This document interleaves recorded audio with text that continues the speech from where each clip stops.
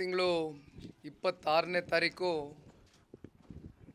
ದೇಶದಲ್ಲಿ ನಡೀತಾ ಇರತಕ್ಕಂಥ ಲೋಕಸಭಾ ಚುನಾವಣೆಯ ಒಂದು ಹಿನ್ನೆಲೆಯಲ್ಲಿ ನಮ್ಮ ರಾಜ್ಯದಲ್ಲಿ 14 ಲೋಕಸಭಾ ಕ್ಷೇತ್ರಗಳ ಚುನಾವಣೆ ಏನು ಈಗಾಗಲೇ ದಿನಾಂಕ ಪ್ರಕಟ ಆಗಿದೆ. ಅದರ ಒಂದು ಹಿನ್ನೆಲೆಯಲ್ಲಿ ಇವತ್ತು ಮೊದಲನೇ ಹಂತದ ಸಭೆ ನಾಗಮಂಗಲ ವಿಧಾನಸಭಾ ಕ್ಷೇತ್ರದಲ್ಲಿ ಜನತಾದಳ ಪಕ್ಷ ಹಾಗೂ ಭಾರತೀಯ ಜನತಾ ಪಾರ್ಟಿ ಎರಡು ಕಾರ್ಯಕರ್ತರು ಹಾಗೂ ಸಾರ್ವಜನಿಕರ ಒಂದು ಸಭೆಯಲ್ಲಿ ಇವತ್ತು ನಾನು ಬಂದು ಇವತ್ತು ಇಲ್ಲಿ ಭಾಗವಹಿಸ್ತಾ ಇದ್ದೇನೆ. ಇಲ್ಲಿರ್ತಕ್ಕಂಥ ನಮ್ಮ ಸುರೇಶ್ ಗೌಡರು, ಅಂದನಿ ಸಾಹೇಬ್ರ ಜೊತೆಯಲ್ಲಿದ್ದಾರೆ, ನೆಲಗೆರೆ ಬಾಲು ಅವರಿದ್ದಾರೆ, ಪ್ರತಾಪ್ ಸಿಂಹ ಅವರು ಕೂಡ ಇವತ್ತು ನಮ್ಮ ಜೊತೆಯಲ್ಲಿ ಸಾಥ್ ಕೊಟ್ಟಿರ್ತಕ್ಕಂಥದ್ದು. ಹಾಗಾಗಿ ಈ ಒಂದು ಸಭೆಯಲ್ಲಿ ಪಾಲ್ಗೊಳ್ತಾ ಇದ್ದೇವೆ. ಜೊತೆಯಲ್ಲಿ ಬಹುತೇಕ ಒಂದು 3 ತಿಂಗಳಿಂದನೂ ನಿರಂತರವಾಗಿ JP ಭವನದಲ್ಲಿ ನಾನು ಹಲವಾರು ಮೀಟಿಂಗ್ನ ಕಂಡಕ್ಟ್ ಮಾಡಿದೆ.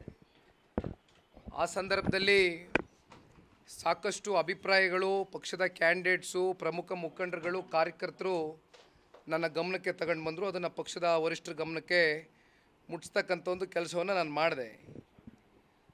ಅನಿರೀಕ್ಷಿತವಾದಂಥ ಒಂದು ಬೆಳವಣಿಗೆ. ಕುಮಾರಣ್ಣ ಅವರೇ ಮಂಡ್ಯ ಲೋಕಸಭಾ ಕ್ಷೇತ್ರದಿಂದ ಅಭ್ಯರ್ಥಿಗಳಾಗಬೇಕು ಅಂತಕ್ಕಂಥದ್ದು ಕಳೆದ ಒಂದು 10-15 ದಿನದಿಂದನೂ ನಿರಂತರವಾಗಿ ಪಕ್ಷದ ಕಾರ್ಯಕರ್ತರ ಒಂದು ಒತ್ತಾಸೆ ಏನಿತ್ತು, ಅಭಿಲಾಷೆ ಏನಿತ್ತು, ಅದಕ್ಕೆ ಗೌರವವನ್ನು ಕೊಟ್ಟು ಇವತ್ತು ಕುಮಾರಣ್ಣ ಅವರು ಈ ಒಂದು ಲೋಕಸಭಾ ಕ್ಷೇತ್ರದಲ್ಲಿ ಮಂಡ್ಯದಿಂದ ಸ್ಪರ್ಧೆಯನ್ನು ಮಾಡಿರ್ತಕ್ಕಂಥದ್ದು. ಹಾಗಾಗಿ ನಮ್ಮ ಮಂಡ್ಯ ನಾಯಕರುಗಳು, ನಮ್ಮ ಕಾರ್ಯಕರ್ತರು ಜೊತೆಯಲ್ಲಿ BJP ಪಕ್ಷದ ಎಲ್ಲ ಮುಖಂಡರುಗಳು ಕೂಡ ನಮ್ಮ ಜೊತೆಯಲ್ಲಿ ಸಹಕಾರವನ್ನು ಕೊಡ್ತಾ ಇರ್ತಕ್ಕಂಥದ್ದು ನಮಗೆ ಭಾಳ ಸಂತೋಷ ತಂದುಕೊಟ್ಟಿರ್ತಕ್ಕಂಥ ವಿಚಾರ.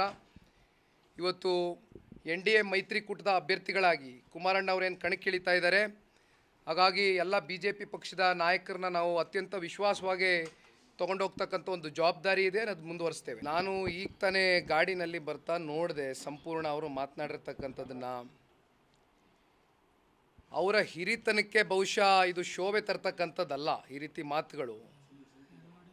ಏಕೆಂದರೆ ಇವತ್ತು ನಮ್ಮ ತಂದೆಯವರು ಆಪ್ರೇಷನ್ ಆಗಿರ್ತಕ್ಕಂಥದ್ದನ್ನು ನಾವೇನು ಪ್ರೂವ್ ಮಾಡಬೇಕಾಗಿಲ್ಲ. ಇವರಿಗೆ ನಾವೇನು ನಮ್ಮ ತಂದೆಯವ್ರಿಗೆ ಆಪ್ರೇಷನ್ ಆಗಿದೆ ಅದರ ಅನುಕಂಪದ ಆಧಾರದ ಮೇಲೆ ನಮಗೆ ಮತ ನೀಡಿ ಅಂತಕ್ಕಂಥದ್ದು ನಾವು ಕೇಳ್ತಾ ಇಲ್ಲ.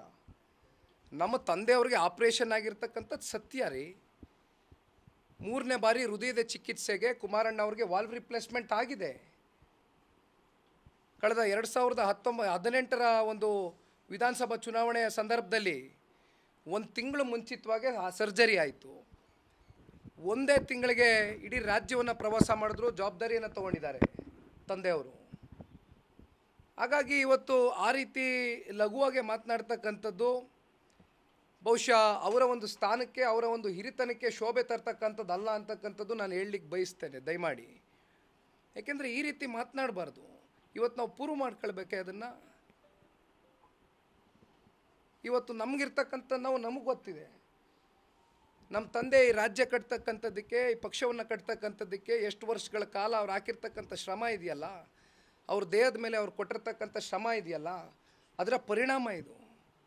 10-15 ವರ್ಷಗಳ ಕಾಲ ಕನಿಷ್ಠ ಪಕ್ಷ ಆ ಒಂದು ವಾಲ್ವ್ ರಿಪ್ಲೇಸ್ಮೆಂಟ್ ಆದಮೇಲೆ ಮತ್ತೆ ಆಪ್ರೇಷನ್ ಆಗ್ತಕ್ಕಂಥದ್ದು ಅವಶ್ಯಕತೆ ಇರೋದಿಲ್ಲ. ಆದರೆ ಇವತ್ತು ಅವರು ದೇಹಕ್ಕೆ ಕೊಟ್ಟಿರ್ತಕ್ಕಂಥ ಒಂದು ದಂಡನೆ ಇದೆಯಲ್ಲ, ಅದು ಬಹುಶಃ ಇವತ್ತು ಅವ್ರ ದೇಹದ ಮೇಲೆ ಆಗಿರ್ತಕ್ಕಂಥ ಒಂದು ಪರಿಣಾಮ. 6 ವರ್ಷಕ್ಕೆ ಇವತ್ತು ಮತ್ತೊಮ್ಮೆ 3ನೇ ಬಾರಿ ಹೃದಯದ ಚಿಕಿತ್ಸೆಗೆ ಒಳಗಾಗಿರ್ತಕ್ಕಂಥದ್ದು ನಮಗೆಲ್ಲರಿಗೂ ಭಾಳ ಅತ್ಯಂತ ನೋವಿದೆ. ಇವತ್ತು ಇಂಥ ಸಂದರ್ಭದಲ್ಲಿ ಈ ರೀತಿ ಮಾತನಾಡ್ತಕ್ಕಂಥದ್ದು ಶೋಭೆ ಅಲ್ಲ. ದಯಮಾಡಿ ಮಾತನಾಡಬೇಕಾದ್ರೆ ನಿಮ್ಮ ಒಂದು ಹಿರಿತನಕ್ಕೆ, ನಿಮ್ಮ ಒಂದು ಸ್ಥಾನಕ್ಕೆ ಗೌರವಯುತವಾಗಿ ನಡ್ಕೊಳ್ಳಿ. ಸಮಾಜ ನೋಡ್ತಾ ಇದೆ, ಜಿಲ್ಲೆ ಜನತೆ ನೋಡ್ತಾ ಇದ್ದಾರೆ, ರಾಜ್ಯ ನೋಡ್ತಾ ಇದೆ.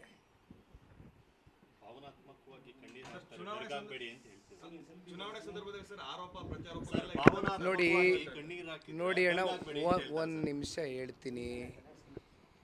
ಕುಮಾರಣ್ಣ ಅವರು ಅತ್ಯಂತ ಭಾವನಾತ್ಮಕವಾದಂಥ ಜೀವಿ ಅಂತಕ್ಕಂಥದ್ದು ಇಡೀ ರಾಜ್ಯಕ್ಕೆ ಗೊತ್ತಿರ್ತಕ್ಕಂಥ ವಿಚಾರ.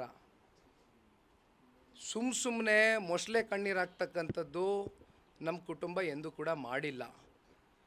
ನಮಗೋಸ್ಕರ ನಾವೆಂದೂ ಕೂಡ ಕಣ್ಣೀರು ಹಾಕ್ತಕ್ಕಂಥದ್ದಲ್ಲ.